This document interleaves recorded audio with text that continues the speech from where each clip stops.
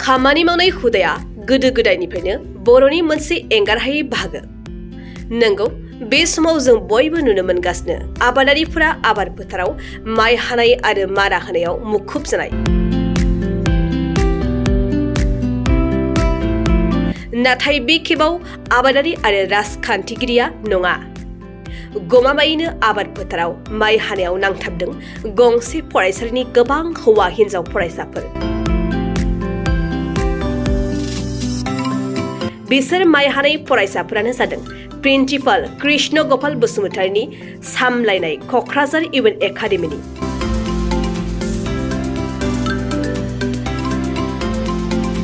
नैबे भिडिअ'आव नुनाय बादिब्ला फरायसालिनिफ्राय ट्रेक्टराव दिखोनानै फरायसाफोरखौ थोंजों आबादथिलियाव लानानै थाङो। बेनि उनाव फरायसाफोरनि आबादथिलियाव माइ हानानै नांथाबनायखौ नुनो मोनो।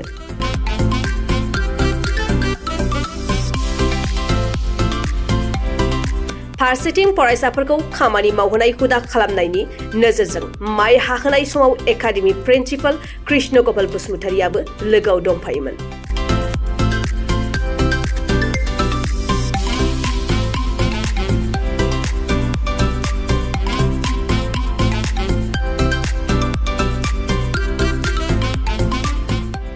नोंथाङा सानाय सुनाय बेरामनि जेंनायाव गोग्लैदों नामा?